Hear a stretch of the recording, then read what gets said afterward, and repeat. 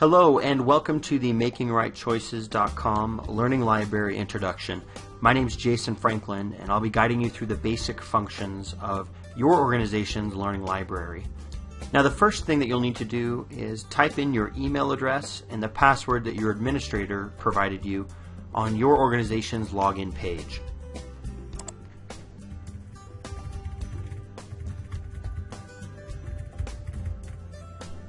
Once you've got that typed in, you can check the Keep Me Logged In box if this is your computer. If it's a public computer, you probably want to leave that unchecked, and then click Submit. When you log into the system, you'll see a navigation bar at the top of the page that takes you to other pages in the system. For instance, right now we're on the home page. However, there's also the My Training, Transcript, Catalog, Resources, Profile, and Help pages. So let's start by talking about the home page.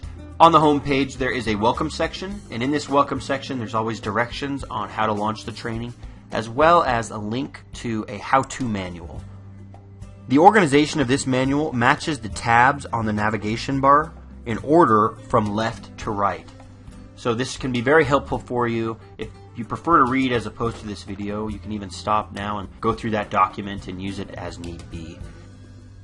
There's two other important parts about the home page. There is a training status that will show you where you're at in your courses. For instance, if you were me, you would see that I passed one course, I'm enrolled in one, which means I haven't started it, and I'm incomplete, which means I've started one other training, but I haven't completed it yet. There's also a training calendar, and this calendar is really only used if your organization utilizes face-to-face or instructor-led training or webinars. If they do, you'll be able to scroll back and forth through the months and see when this training will be held. So that's about it for the home page. Let's move to the My Training page.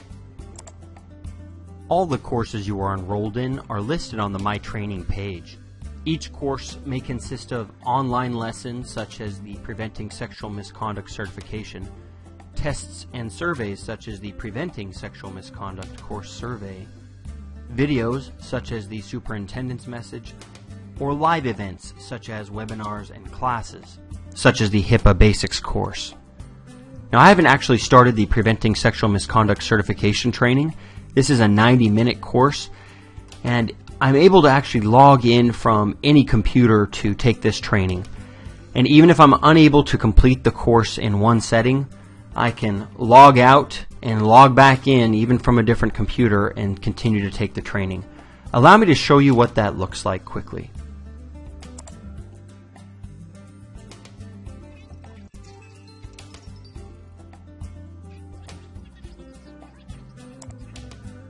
Okay, so I just completed section 1 of the training and it took me about 45 minutes. You can see here that my status has been updated to incomplete, meaning that I've started to take the course, but I did not finish it. Now, whether an hour-long lunch break or a week-long vacation keeps me from getting back into the course, the system will start me back on the same page that I last visited.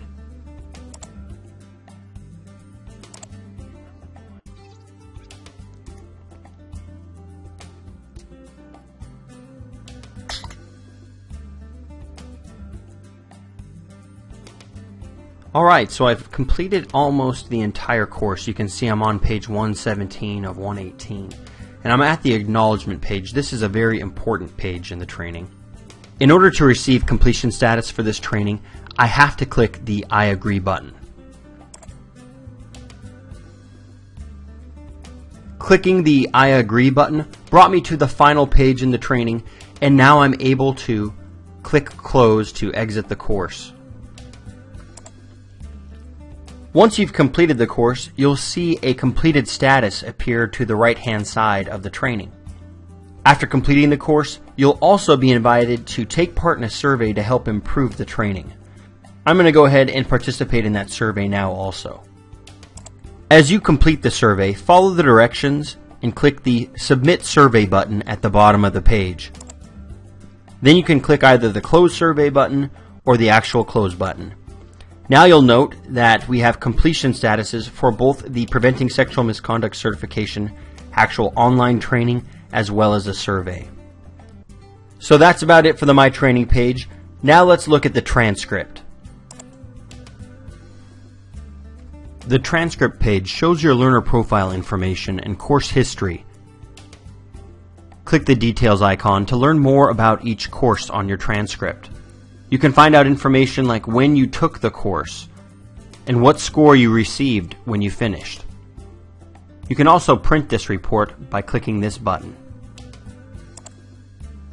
Click the medal icon to view and print a training completion certificate for each course that uses certificates. You can also print the certificate by clicking this button.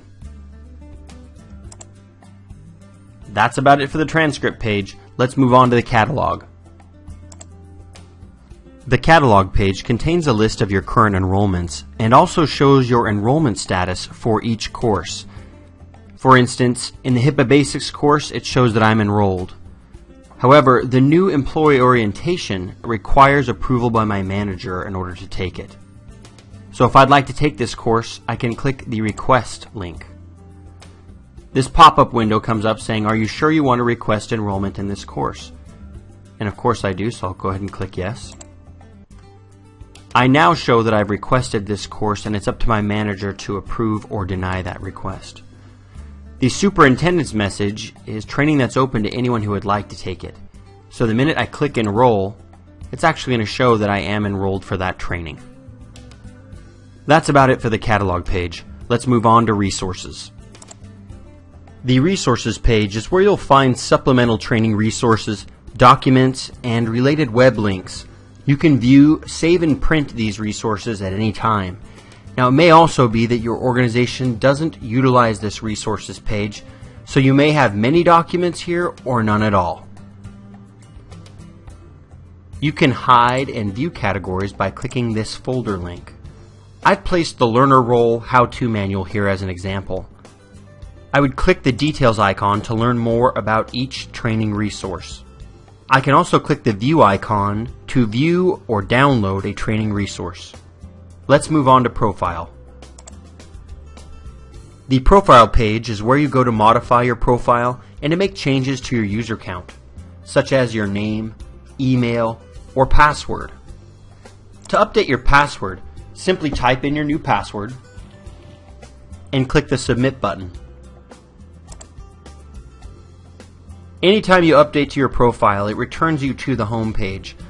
But for the purposes of our introduction, let's continue on to the help page. The help page is where you can submit help requests and communicate with the administrator. To submit a help request, click the Submit Help Request button to ask for help with any kind of technical problem. Then, enter the title, and then in the request field, describe your problem or question. When you are finished, click the Submit button to continue. You can now see that your help request has been submitted.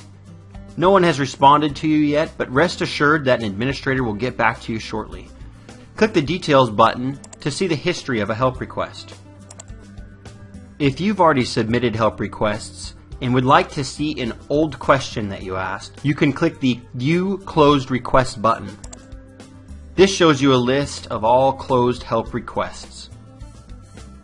So that's it for the JPA Learning Library. I hope this introduction has helped you become comfortable with the system. If you have any questions, please contact your local administrator, and I hope you enjoy the training. Take care.